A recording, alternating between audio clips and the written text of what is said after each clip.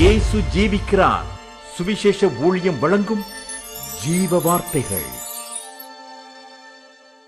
கிறிஸ்துவுக்குள் பிரியமானவர்களே, ஆண்டவராகிய இயேசு கிறிஸ்து நாமத்தில் உங்கள் யாவரையும் அன்போடு வாழ்த்தி வரவேற்கிறோம். இயேசு ஜீவிக்கிறார் ஊழியத்தின் சார்பாக ஜீவ வார்த்தைகள் நிகழ்ச்சிக்கு வந்திருக்கும் உங்களை கர்த்தர் ஆசீர்வதிப்பாராக. ஒவ்வொரு வாரமும் இதே நேரத்தில் இந்த வார்த்தைகளை கேளுங்கள், அநேகரை கேட்க செய்யுங்கள். ஊழியத்தில் பயன்படுத்த விரும்பினாலும் எங்களுடைய வெளியீடுகள் பத்திரிகை தேவையானாலும் எங்களோடு தொடர்பு கொள்ளுங்கள். நாம் ஒருமித்து கர்த்தருடைய நாமத்தை உயர்த்துவோமாக. அவர் தமது வார்த்தைகளை அனுப்பி அவர்களை குணமாக்கி அழிவுக்கு தப்புவிக்கிறார் என்ற வார்த்தைப்படியாக இந்த வார்த்தை விசுவாசத்தோடு ஏற்றுக்கொள்கிற ஒவ்வொருவருக்குள்ளும் அதிசயங்கள் நடக்கும் என்பதில் சந்தேகமே இல்லை. இன்றைக்கும் கர்த்தர் நமக்கு தருகிற வார்த்தை வாசிக்கிறேன், ஜெபத்துடன் கேளுங்கள். அப்போஸ்தலர் 8ஆம் அதிகாரம் 29ஆம் வசனம். ஆவியானவர், நீ போய் அந்த இரதத்துடனே சேர்ந்து கொள் என்று பிலிப்புடனே சொன்னார். போன வாரமும் வார்த்தை மூலமாய் ஒரு அனுபவத்தை நாம் கற்றுக்கொள்ள ஆண்டவர் உதவி செய்தார். ஒரு ஆத்துமா தேவையோடு இருப்பதை அறிந்த ஆவியானவர் தேவையோடு இருக்கிற அர்த்தம் புரியாமல் இருக்கிற அந்த ஆத்துமாவை சந்திப்பதற்கு பிலிப்பை எப்படியுமாய் பயன்படுத்தினார் என்பதை குறித்த ஒரு ஆலோசனையை கடந்த வாரத்தில் நாம் கற்றுக்கொள்ள கர்த்தர் நமக்கு உதவி செய்தார். இந்த வாரத்தில் அதனுடைய இன்னொரு பகுதியை நாம் சிந்திக்க போகிறோம். என்ன? தேவன் உங்களை கொண்டு செய்யும்படி ஆயத்தமாக்கின காரியத்தை, தேவ சித்தத்தை நிறைவேற்ற நீங்கள் ஆயத்தமாக வேண்டும். உங்களை கொண்டு தேவன் என்ன செய்யும்படி சித்தமாக இருக்கிறாரோ அதை நிறைவேற்றுவதற்கு நீங்கள் உங்களை ஆயத்தமாக்க வேண்டும். பிலிப்பு ஆண்டுடைய வார்த்தையின்படியாக இரதத்தை சந்திப்பதற்கு அவன் ஆயத்தமாகிறான். அதற்கு முன்பாக வருகிற அனுபவங்களைத்தான் இன்றைக்கு நாம் சிந்திக்க இருக்கிறோம். முதல் அனுபவம் என்ன என்று சொல்லி நம்ம அறிய வேண்டும். நன்றாய் கவனிங்கள். இந்த பகுதியில் சொல்லப்பட்டிருக்கிற வார்த்தையிலே நாம் அறிகிற காரியம் ஆதியாகமம் 12:1 நாம் வாசிக்கும் போது ஆபிரகாமை பார்த்து நான் காண்பின் தேசத்துக்கு போ என்று சொன்னார். எபிரேயர் 11:8 நாம் வாசிக்கிறோம், தான் போகும் இடம் இன்னதென்று அறியாது புறப்பட்டு போனான். தான் போகும் இடம் இன்னென்று அறியாது, ஆனால் புறப்பட்டு போனான். எப்படி? கர்த்தருடைய வார்த்தை. அதே போல் இந்த நாளிலும் கர்த்தர் உங்களை அனுப்புகிற இடத்திற்கு, அனுப்புகிற நபரை சந்திப்பதற்கு, அனுப்புகிற காரியத்தை நிறைவேற்றுவதற்கு நீங்கள் எப்போதும் ஆயத்தமாக இருக்க வேண்டும். முதலாவது 26ஆம் வசனத்தில் நான் வாசிக்கும் போது வனாந்தர மார்க்கமாய் போ என்று சொல்கிறார். வனாந்தர மார்க்கம் அப்படியானால் நீ போகிற அந்த பிரயாணத்தில் முதலாவது ஒரு வனாந்தரத்தின் பாதை வழியாய் நீ போக வேண்டியிருக்கிறது. ஆண்டுடைய வார்த்தை கிடைத்தது உண்மைதான், போ என்று அனுப்புகிறவர் வருகிறது உண்மைதான், தேவனுடைய சித்தம் செய்யும்படி ஆயத்தமாகிறது உண்மைதான். என்றாலும் முதல்ல பார்க்கிற ஒரு அனுபவம் என்ன? வனாந்தரத்தினுடைய ஒரு பாதை. திசை தெரியாமல், வழி தெரியாமல் இருக்கக்கூடிய ஒரு சூழ்நிலையாக கூட இருக்கலாம். வேதாமத்திலே சில அனுபவங்களை நான் பார்க்கிறோம். ஆபிரகாமை நான் காண்பின் தேசத்து போ, நான் உன்னை ஆசீர்வதிப்பேன், நீ ஆசீர்வாதமாக இருப்பாய் என்று சொல்கிறார். அவனும் புறப்பட்டு போகிறான். 12ஆம் அதிகாரம் 10ஆம் வசனத்தை நான் வாசிக்கும் போது அத்தேசத்திலே பஞ்சம் உண்டாயிற்று. பஞ்சம் என்கிற ஒரு வனாந்தரத்தை முதலாவது அவன் சந்திக்கிறான். நீ ஆசீர்வாதமாக இருப்பாய், உன்னை ஆசீர்வதிப்பேன் தான் கர்த்தர் சொன்னார். ஆனால் அவன் சந்திக்கிறது முதலாவது பஞ்சத்தை சந்திக்கிறான் என்று சொல்லி நாம் அதில் பார்க்கிறோம். ஈசாக்கு தன் மகன் ஏசாவை வனத்துக்கு அனுப்புகிறான். ஆதியாகமம் 27ஆம் அதிகாரம் 3வது வசனத்திலே, நீ வனத்துக்கு போய் எனக்காக வேட்டையாடு. வனம் என்பது கல், முள், பாறைகள் நிறைந்த ஒரு இடம், சீரான பாதை இல்லாத ஒரு இடம்.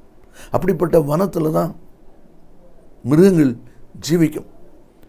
அப்படிப்பட்ட பாடுகள் மத்தியிலே, நெருக்கங்களுக்கு மத்தியில் போய் தான் தகப்பனுடைய விருப்பத்தை நிறைவேற்றுவதற்கு ஏசா வேட்டையாட வேண்டியதாக இருந்தது. அப்படியானால் ஆசீர்வாதத்தை பெற்றுக்கொள்ளுக்கு ஆரம்பத்தில் ஒரு வனாந்தரத்தின் பாதையை சந்திக்க வேண்டிய நிலையில் இருக்கிறது. இந்த வார்த்தை கேட்கிற நீங்களும் கூட, நான் உன்னை ஆசிரியப்பேன் சொன்னாரே, தொழிலை ஆசிரியப்பேன் என்று சொன்னாரே, நீ விருத்தியை காண்பாய் என்று சொன்னாரே, இது என்ன ஒரே முரண்பாடாக இருக்கிறது, முன்னேற முடியலை, எங்கு பார்த்தாலும் பிரச்சனை, எங்கு பார்த்தாலும் வேதனை என்று சொல்கிறீங்களா? பயப்படாதிருங்கள். பிலிப்பு ஆண்டவர் அனுப்பும்போது முதலாவது அவன் வனாந்தரத்தின் மார்க்கமாய் போகிறதை பார்க்கிறோம். இரண்டாவதாக நாம் வாசிக்கிறோம் 30ஆம் வசனத்தில், பிலிப்பு ஓடி போய் அந்த ரதத்தோடு சேர்ந்து கொண்டான் என்று நாம் வாசிக்கிறோம். நிறைய கவனிங்கள், பிலிப்பு ஓடி போகிறான், ரதம் குதிரை இழுத்துக்கிட்டு போகுது. அப்படியானால் அந்த ரதத்தில் போகிற அந்த மந்திரி அவன் சந்திக்கணுமானா இவனும் ரதம் போகிற வேகத்தில் இவனும் ஓடணும். அது எளிதான காரியம் அல்ல. சற்று கடினமான ஒரு பிரயாசம், கடினமான ஒரு உழைப்பு. உங்களுடைய பிரயாசம் அதிகம் தேவை. குதிரைகள் ரதத்தை இழுத்து கொண்டு ஓடுகிற ஓட்டத்தோடு ஓடுவது என்பது எளிதான காரியம் அல்ல. அதுபோலவே நீங்களும் தேவ சித்தத்தை நிறைவேற்றும்படி அழைக்கப்பட்டிருக்கும் போது, தெரிந்து கொள்ளப்பட்டிருக்கிற போது, உங்களுடைய பிரயாசம், உங்களுடைய தியாகம், உங்களுடைய கருத்து கரிசனை அதிகம் தேவை, அதிகம் தேவை. அந்த ரதத்தோடு கூட அவன் ஓடி போகிறான் என்பதை குறித்து நாம் அதில் வாசிக்கிறோம். 1 ராஜாக்கள் 18ஆம் அதிகாரம் 46ஆம் வசனத்திலே எலியா ஆகாப் ராஜாவுக்கு முன்பாக, எலியா ஆகாப் ராஜா போகிற ரதத்துக்கு முன்பாக ஓடினான் என்று சொல்லி பார்க்கிறோம். ஆவியானுடைய ஒரு பலத்தில் அவன் ஓடுகிறான். இந்த வார்த்தையில் கேட்கிற அன்பு நேச பிள்ளைகளே, தேவனுடைய சித்தத்தை நிறைவேற்றுவதற்கு உங்களுடைய பிரயாசம் அதிகம் தேவை. காரணம், தீமோத்தேயு 2ஆம் நிருபத்தில் 2ஆம் அதிகாரம் 6ஆம் வசனத்தை வாசிக்கும் போது, பிரயாசப்பட்டு பயிரிடுகிறவன் பலனில் முந்தி பங்கடைவான். பிரயாசப்பட்டு பயிரிடுகிறவன். நீங்கள் எவ்வளவு பிரயாசப்படுகிறீர்களோ தேவ சித்தத்தை நிறைவேற்ற, தேவனுடைய வார்த்தையை செயல்படுத்த எவ்வளவு பிரயாசப்படுகிறீர்களோ அதற்கேற்றபடி பலன் உண்டு. எப்படி ரதத்தோடு ஓட முடியும் என்று பிலிப்பு நினைச்சிருப்பாரானால் அந்த ஆத்மாவை ஆதாயம் பண்ணியிருக்க முடியாது, அந்த ஆத்மாவுடைய காரியத்தை நிறைவேற்றிருக்க முடியாது. அதை நிறைவேற்றினார் என்று சொல்லி சொன்னால் மிகுந்த பிரயாசத்தை ஓடுகிறார். எபிரேயர் 6:10 வாசிக்கிறோம், உங்கள் அன்புள்ள பிரயாசத்தை மறந்து விடுவதற்கு தேவன் அநீதி உள்ளவர் அல்ல என்று சொல்லியிருக்கு. தேவன் அநீதி உள்ளவர் அல்ல. குடும்பம் மறக்கலாம், ஜனங்கள் மறக்கலாம், உங்கள்கிட்ட நன்மை பெற்றவங்களே நன்றி இல்லாமல் போயிடலாம். ஆனால் உங்களுடைய உண்மை ஒரு நாள் உறங்காது. நீங்கள் செய்திருக்கிற அந்த பிரயாசத்தின் காரியத்தை கர்த்தர் ஒருபோதும் மறந்து போகிற தேவன் அல்ல. இவன் ஓடிக்கொண்டிருக்கிறான், மந்திரி ரதத்தில் போய்கொண்டிருக்கிறார். அப்படி போய்கொண்டிருக்கும் போது ஏசாயா தீர்க்கதரிசி புத்தகத்தினுடைய பகுதியை அவன் வாசித்து கொண்டிருப்பதை இந்த பிலிப்பு கேட்குறானா. நல்ல கவனிங்க, ரதத்தினுடைய ஓட்டமும் மனுஷனுடைய ஓட்டமும் இருக்கிற அந்த சூழல், அந்த காரியத்தை கேட்குறான்னா, அப்போ தேவனுடைய வார்த்தை குறித்து எவ்வளவு ஒரு தெளிவும் வார்த்தை குறித்த ஒரு அறிவும் இருந்திருந்தால் அவ்வளவு வேகத்தில் ஓடுற ஓட்டத்தில் அதை அறிய முடியும். ஏன்னா அவன் கேட்குறான், நீர் வாசிக்கிற பகுதி உங்களுக்கு தெரியுதா புரியுதான்னு கேட்குறான். அப்படியானால் அவன் வாசிக்கிற அந்த பகுதியை பிலிப்பு தெளிவாக கேட்கிறான். சங்கீத புஸ்தகத்திலே 119:18 வாசிக்கிறோம், உம்முடைய வேதத்தில் உள்ள அதிசயங்களை நான் பார்க்கும்படி என் கண்களை திறந்தள்ளும். வேதத்தில் உள்ள அதிசய மகத்துவத்தை பார்க்கும்படி என்ன அந்த வார்த்தை சொல்வதை பார்க்கிறோம். யோவான் 5:39 வாசிக்கும் போது, வேத வாக்கியங்களை ஆராய்ந்து பாருங்கள், அவைகளால் உங்களுக்கு நித்திய ஜீவன் உண்டு. தேவனுடைய வார்த்தையை நாம் ஆராய்ந்து பார்க்கும்போது அதில் நித்திய ஜீவன் இருக்கிறது. அதைத்தான் சங்கீதக்காரன் 27:4 சொல்லும் பொழுது, கர்த்தரிடத்தில் ஒன்றை நான் கேட்டேன், அதையே நாடுவேன், அவருடைய ஆலயத்திலே நான் ஆராய்ச்சி செய்யும்படி. அவருடைய ஆலயத்தில் ஆராய்ச்சி என்றால் கர்த்தருடைய வார்த்தையை ஆராய்கிற ஒரு அனுபவம். அதுதான் தேவனுடைய வார்த்தையில் சொல்வதை நம்ம அதில் பார்க்கிறோம். சங்கீதக்காரர் 119:92 நீங்கள் வாசிப்பீங்கன்னா அதில் சொல்லப்பட்டிருக்கிறது, உமது வேதம் என் மன மகிழ்ச்சியாக இராதிருந்தால் என் துக்கத்திலே அழிந்து போயிருப்பேன். இந்த வார்த்தை கேட்கிற அன்பு நேச பிள்ளைகளே, தேவனுடைய வார்த்தை உங்களுக்கு எவ்விதமாக இருக்கிறது? கர்த்தருடைய வார்த்தையில் உங்கள் ஆர்வம் எவ்விதமாக இருக்கிறது?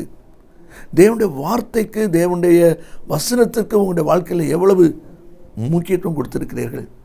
அந்த வார்த்தையில் ஜீவன் இருக்கிறது, அது உங்களை உயிர்ப்பிக்கிறதா இருக்கிறது. அதே வார்த்தை ஒரு நாளில் நியாயம் தீர்க்கிறதாகவும் இருக்கிறது. யோவான் 12:48 நாம் வாசிக்கிறோம். அப்படிப்பட்ட வார்த்தையை கவனிக்கிறதிலே, செயல்படுத்துறதிலே நீங்கள் ஜாக்கிரதையாக ஓட வேண்டும் என்று சொல்லி ஆண்டவர் எதிர்பார்க்கிறார். அதை தான் தேவனுடைய வார்த்தையில் நாம் வாசிக்கிறோம். எரேமியா 15:16 கடந்த வாரத்தில் வாசித்த வார்த்தை, உம்முடைய வார்த்தைகள் கிடைத்த உடனே அவைகளை உட்கொண்டேன் என்று சொல்கிறான். உம்முடைய வார்த்தைகள் கிடைத்த உடனே அவைகளை நான் உட்கொண்டேன் என்று சொல்கிறான். இந்த வார்த்தைகளுக்கு இருக்கிற அன்பு நேச பிள்ளைகளே, சற்று யோசித்து பாருங்கள். ரதத்தோடு ஓடுவது என்பது கொஞ்சம் கடினமான காரியம். ஆனால் இவ்வளவு தெளிவாக ஏசாயா தீர்க்கதரிசி புத்தகத்தில் பகுதியை அவன் கேட்கிறான் என்று சொன்னால், இந்த பிலிப்புவுக்கு வார்த்தை குறித்த அவ்வளவு தெளிவு இருக்கிறதை பார்க்கிறோம். இன்றைக்கும் குழம்பி கொண்டிருக்கிற அநேகரை பார்க்க முடியும். இந்த வார்த்தை கிடைக்கிற நீங்களும் கூட உங்களுடைய வாழ்க்கையை யோசித்து பாருங்கள். தேவனுடைய வார்த்தை குறித்து நீங்கள் தெளிவுள்ளவர்களாக இருக்கிறீங்களா? அந்த வார்த்தை கை கொள்வதில் நீங்கள் பலமுள்ளவர்களாக இருக்கீங்களா? அப்படி இருப்பீங்கன்னு சொன்னால் நிச்சயமாகவே நீங்கள் ஜெயம் பெறுவீர்கள். தேவனுடைய சித்தத்தை, திட்டத்தை, தீர்மானத்தை நிறைவேற்றுள்ள நீங்கள் இருப்பீர்கள். வேத பகுதி நீர் வாசிக்கிறீரே, அந்த வாசிக்கிற பகுதியுடைய கருத்து உமக்கு தெரியுமா? இந்த வார்த்தை இவன் கேட்கிறான் என்றால், அல்லது இப்படி ஒரு கேள்வியை பிலிப்பு கேட்கிறான் என்று சொன்னால், அவர் வாசிக்கிற அந்த பகுதியுடைய கருத்து பிலிப்புக்கு தெரிந்திருக்கிறது. இந்த வார்த்தை கேட்கிற அன்பு நேச பிள்ளைகளே, உங்களுடைய வாழ்க்கையை யோசித்து பாருங்கள். தேவ வசனத்தை குறித்த ஒரு தெளிவான அனுபவத்தை நம்மளே பார்க்கிறோம்.